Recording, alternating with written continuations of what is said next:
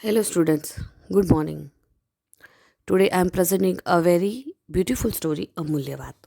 અમૂલ્ય વાત એટલે કે એક પ્રેશિયસ વાત છે, એક અમૂલ્ય વાત છે. તો એ વાત આપણે વાર્તામાં કરીશું. વાર્તાનું શીર્ષક છે અમૂલ્ય વાત. મગધ દેશમાં ચક્રપુર નામે એક સુંદર નગર હતું. નગરમાં સર્વ વાતે પ્રજા સુખી અને સમૃદ્ધ હતી. ચોર લૂંટારાનો ઉપદ્રવ ન હતો, એટલે કે કોઈ ચિંતા ન હતી. અધિકારીઓ ન્યાય અને સદાચારથી પોતાની ફરજનું પાલન કરતા હતા. નગરમાં ધન્વંતરાય નામનો અત્યંત સમૃદ્ધિવાળો અને ગુણવાન નગરશેઠ રહેતો હતો. એ ખૂબ જ ધનવાન અને પૈસાવાળો હતો. રાજા પણ તેનું ઘણું માન રાખતા. દેશ પરદેશમાં નગરશેઠનો વ્યાપાર ચાલતો. તેને 4 પુત્રો અને 1 પુત્રી હતી. બધા પુત્રો સદાચારી, હોશિયાર અને પરાક્રમી હતા. નગર શેઠે મોટા 3 દીકરા અને 1 દીકરીના લગ્ન કરી નાખ્યા. 3 વહુઓ અને પૌત્રોથી ઘર ભર્યું રહેતું હતું. દરેકને બધી વાતે સુખ હોય, પણ એક વાતનું પણ દુઃખ તો હોય. સાચી વાત ને? સુખ અને દુઃખ હોય તો ખબર પડે કે સુખ કોને કહેવાય. જો તમે એકલું સુખ જ સહન કરો તો તમે હંમેશા હવામાં જ રહો. દુઃખ શું છે ખબર જ ના પડે. તો સુખ અને દુઃખ એક સિક્કાની 2 બાજુ છે. તો અહીંયા પણ એવું હતું કે એક વાતનું તો દુઃખ હોવાનું જ હતું. નગર શેઠને પણ એક વાતનું દુઃખ હતું. કયું? શેઠનો નાનો પુત્ર ગુણસાગર ધૂની અને ખર્ચાળ હતો. ખર્ચાળ એટલે કે વિચાર્યા વગર પૈસા વેડફી નાખતો હતો. ઘણીવાર એ ભારે કિંમત આપી એવી વસ્તુ ખરીદી લાવતો, જે શેઠને કોડી નહીં લાગતી નહીં. શેઠને જરાય અગત્યની ન લાગે એવી વસ્તુઓમાં એનો પુત્ર ઘણા બધા પૈસા ખર્ચીને આવી જતો હતો, જે નગર શેઠને બિલકુલ પસંદ નહોતું. નગર શેઠ ઘણીવાર તેને સમજાવતા, ઘણીવાર ઠપકો પણ આપતા, પણ તેના વર્તનમાં તલ માત્રનો ફેર પડતો નહીં. એને તો પૈસા ખર્ચવા જ ગમતા હતા. સારું કહેવાય પૈસા ખર્ચવા? ના કહેવાય ને.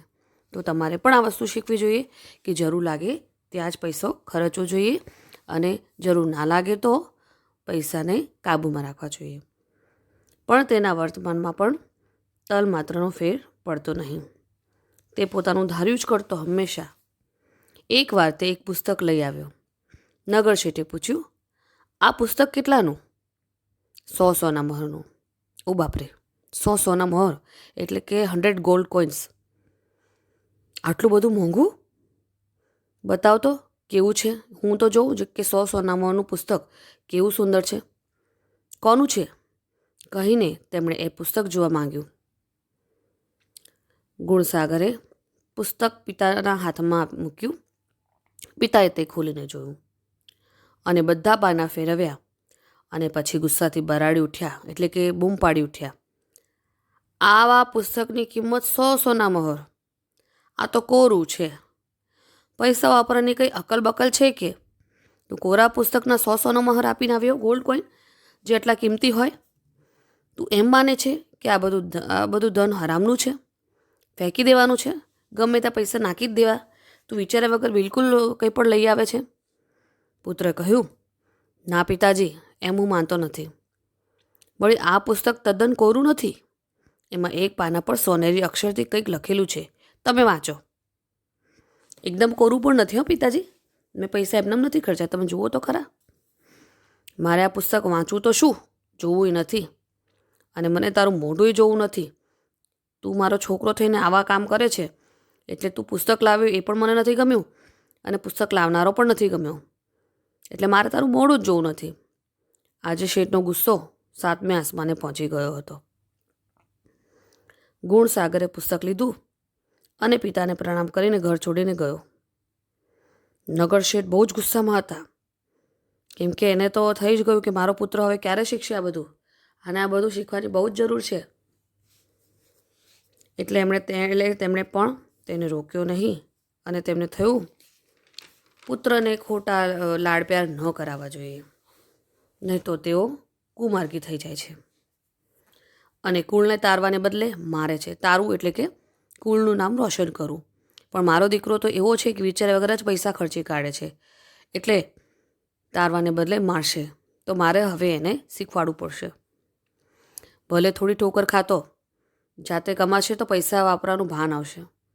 પૈસા કેવી રીતે આવે છે એની ઇમ્પોર્ટન્સ ખબર પડશે તો પૈસા વાપરવાનું ભાન પણ આવશે. ગુણસાગર પુસ્તક લઈને ચાલવા લાગ્યો. હવે એ નગરની રાજકુમારી બાજુના નગરમાં મેળો જોવા ગઈ હતી. ત્યાં તેને તે નરનો રાજકુમાર મળ્યો. રાજકુમારને જોતાં જ તે મોહી પડી, ખૂબ જ ખુશ થઈ ગઈ. તેણે દાસી મારફત પોતાની ઓળખ આપી મનનો ભાવ કહ્યો અને વધુમાં કહેવડાવ્યું કે રાત્રે ચક્રપુર છુપા વેશે મળવા આવો. નગરમાં ફરતા ફરતા રાત પડી ત્યારે ગુણસાગર રાજકુમારીના મહેલની પાછલી બાજુએથી પસાર થતો હતો. ત્યાં તેની નજરે ઝરૂખામાંથી નીચે પડતું દોરડું દેખાયું. જે જોયું એમણે, તેને નવાઈ લાગી કે અહીં દોરડું કોણે બાંધ્યું હશે.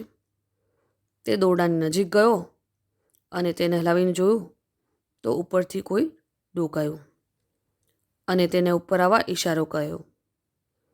ગુણસાગરને કંઈ સમજાયું નહીં, છતાં તે દોરડાને સહારે ઉપર ચડી ગયો. ઉપર જઈને જોયું તો રાજકુમારી 16 શણગાર સજીને બેઠી હતી. એ ઉમળકાથી ઊભી થઈ, ઉમળકાથી એટલે કે ખૂબ જ ઉત્સુકતાથી ઊભી થઈ ગઈ. પરંતુ રાજકુમારને બદલે બીજા કોઈ પુરુષને જોઈ ગભરાઈ ગઈ અને કહેવા લાગી, તમે કોણ છો? ચાલ્યા જાઓ અહીંથી. ગુણસાગર તો કંઈ બોલ્યા વગર નીચે ઉતરી ગયો અને ચાલતો થઈ ગયો. રાત્રિ એણે ધર્મશાળામાં વિતાવી હતી. સવારે ઉઠીને એણે હાથ મોં ધોયા અને પછી નગરમાં ફરવા લાગ્યો. એક જગ્યાએ લગ્ન થઈ રહ્યા હતા. બ્રાહ્મણ મંત્રોચ્ચાર કરી રહ્યો હતો. સ્ત્રીઓ મંગળ ગીતો ગાઈ રહી હતી. બધા લગ્ન પ્રસંગમાં વ્યસ્ત હતા. અચાનક મહાશોર મચી ગયો. બધા બૂમા બૂમ અને ભાગા ભાગ કરતા હતા. ભાગો ભાગો, રાજાનો હાથી ગાંડો થયો છે, ભાગો ભાગો. લગ્નમાં આવેલા બધા જ ભાગી ગયા. ગુણસાગર ત્યાં રહેલા એક વૃક્ષ પર ચડી ગયો. બધે પડવારમાં સુનકાર થઈ ગયો અને એક હાથી સૂંઢ ઉછાળતો આવ્યો અને રહી ગયા તો ફક્ત પરણનાર વરકન્યા. બધાના જીવ તાળવે ચોંટી ગયા. ખેલ ખલાસ. બિચારા પરણ્યા પહેલાં જ પ્રભુના દરબારમાં પહોંચી જશે કે શું? અને કોઈની તાકાત હતી કે એ બે કોડીલાને બચાવે? ગુણસાગરે કંઈક વિચાર્યું. ત્વરાથી એટલે કે ખૂબ જ ઝડપથી વૃક્ષની ડાળી તોડી અને સીધો હાથીના માથા પર પડ્યો અને તે સાથે જ એણે ડાળીનો તીણો ભાગ હાથીના માથા પર જોરથી દબાવી દીધો અને હાથી ચીસ પાડી ઉઠ્યો અને ગભરાઈને શાંત પડી ગયો. ગુણસાગરે ડાળ પરનું જોર ઓછું કરી દીધું અને હાથીના મસ્તકે હાથ ફેરવા માંડ્યો. એટલે કે હાથીને અંકુશમાં લાવવા માટે એણે આ કાર્ય કર્યું હતું અને હાથી થોડો શાંત થઈ ગયો. હાથી ધીરે ધીરે રાજાના મહેલ ભણી ચાલવા લાગ્યો. બધા ધીરે ધીરે હાથી પાછળ ચાલવા લાગ્યા.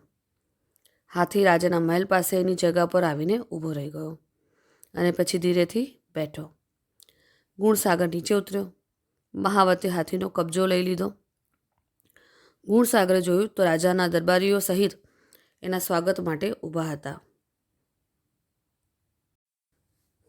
અને એ બધાને ઊભેલા જોઈને રાજાને ખબર પડી ગઈ હતી કે પોતાના ગાંડા હાથીને કાબૂમાં લઈને એક યુવાન આવી રહ્યો છે. એ રાજાની નજીક આવ્યો અને રાજાને આદરથી પ્રણામ કર્યા. રાજાએ પોતાના ગળામાંથી નવલખો હાર કાઢી ગુણસાગરને પહેરાવી દીધો અને કહ્યું, યુવાન, તું જે હોય તે, પણ આજે તે મારી લાજ રાખી લીધી છે.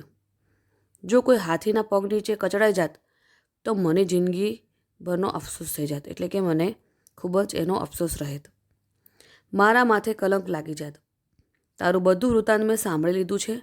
તે જે શૂરવીરતાનું પરાક્રમ બતાડ્યું છે તે મેં જોઈ લીધું છે. તારા જેવા પરાક્રમીને મેં જોયો નથી. હું મારી રાજકુમારી તારી સાથે પરણાવવા માગું છું. તને મંજૂર છે?